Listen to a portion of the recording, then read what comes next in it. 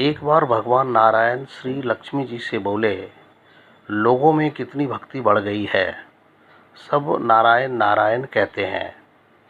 तो लक्ष्मी जी बोली, आपको पाने के लिए नहीं, वरन मुझे पाने के लिए भक्ति बढ़ गई है। तो इस पर भगवान बोले, लोग लक्ष्मी लक्ष्मी नहीं, नारायण नारायण करते हैं। तो माता लक्ष्मी बोली कि विश्वास ना हो तो परीक्षा हो जाए। इस पर भगवान नारायण एक गांव में ब्राह्मण का रूप लेकर गए। एक घर का दरवाज़ा खटखटाया। घर के यजमान ने दरवाज़ा खोला और पूछा, कहाँ के हैं?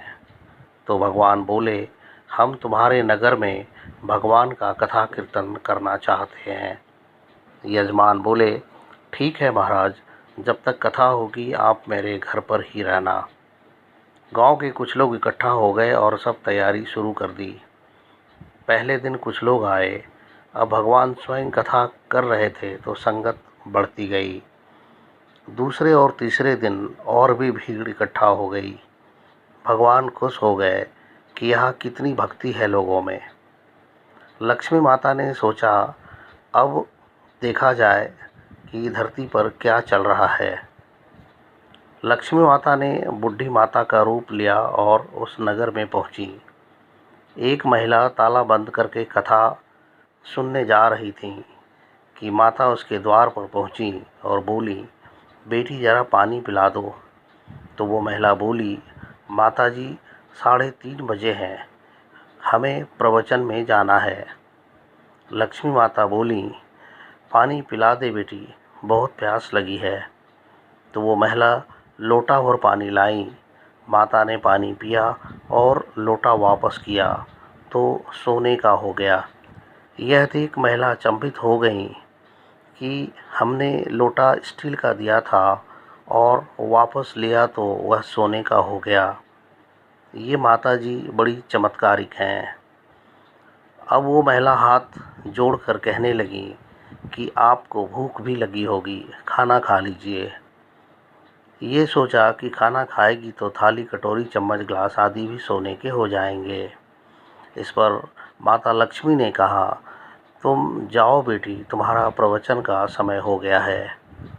वह महिला प्रवचन में आई, लेकिन आसपास की महिलाओं को सारी बात बताने लगी। यह सुनकर महिलाएं सत्संग में से उठकर जाने लगीं और अगले दिन से कथा में लोगों की संख्या कम होने लगी। इस पर भगवान ने पूछा कि लोगों की संख्या कम कैसे हो रही है। इस पर किसी ने कहा कि एक चमत्कारिक माता जी आई हैं, जिसके घर पर दूध पीती हैं तो ग्लास सोने का हो जाता है, थाली में रोटी सब्जी खाती हैं तो थाली सोने की हो जाती है। उस कारण से लोग प्रवचन में नहीं आते हैं। भगवान नारायण समझ गए कि लक्ष्मी जी का आगमन हो चुका है। इतनी बात सुनते ही यह देखा कि जो यजमान सेठ जी थे वो भी उठ खड़े हुए और वहाँ से चले गए।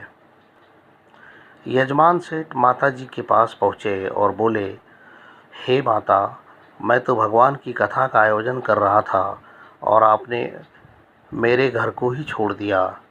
इस पर माता लक्ष्मी बोली, तुम्हारे घर पर तो मैं सबसे पहले आने वाली थी, लेकिन तुमने अपने घर में जिस कथाकार को ठहराया है वो अगर चला जाए तभी मैं आ सकती हूँ। इस पर सेठ जी बोले, बस इतनी सी बात, अभी उनको धर्मशाला के कमरे दिलवा देता हूँ। जैसे ही भगवान कथा करके वापस आए तो सेठ जी ने कहा, महाराज आप अपना बिस्तर बांधें, आपकी व्यवस्था हमने धर्मशाला में कर दी है। इस पर नारायण बोले, अभी तो 2-3 दिन बचे हैं कथा के, यहीं रहने दो। इस पर सेठ जी बोले, नहीं नहीं, आप यहाँ से शीघ्र जाएं, मैं कुछ नहीं सुनने वाला हूँ, यहाँ किसी और मेहमान को ठहरना है। इतने में लक्ष्मी जी आईं और कहा, सेठ जी आप थोड़ा बाहर जाइए, मैं इनसे बात करना चाहती हूँ। माता लक्ष्मी जी भगवान से बोली, प्रभु अब तो आप मान गए। भगवान नारायण बोले, हाँ लक्ष्मी, तुम्हारा प्रभाव तो है, लेकिन एक बात तुमको भी मेरी माननी पड़ेगी कि तुम तब आई जब संत के रूप में मैं यहाँ आया। संत जहाँ कथा करेंगे वहीं लक्ष्मी तुम्हारा वास होगा। यह कहकर नारायण भगवान ने वहाँ से बैकुंठ के लिए विदाई ली। अब प्रभु के जाने के बाद अगले दिन सेठ के घर सभी गांव वाले की भीड़ इकट्ठी हो गई। सभी चाहते थे कि यह माता सभी के घरों में बारी बारी से आएं, पर यह क्या, लक्ष्मी माता ने सेठ और बाकी सभी गांव वालों को कहा कि अब मैं जा रही हूँ। सभी कहने लगे कि माता ऐसा क्यों, क्या हमसे कोई भूल हो गई? तो माता ने कहा, मैं वहीं रहती हूँ जहाँ नारायण का वास होता है। आपने नारायण को तो निकाल दिया, फिर मैं यहाँ कैसे रह सकती हूँ? और वो इतना कहकर चली गईं। जो लोग केवल माता लक्ष्मी को पूजते हैं वे भगवान नारायण से दूर हो जाते हैं।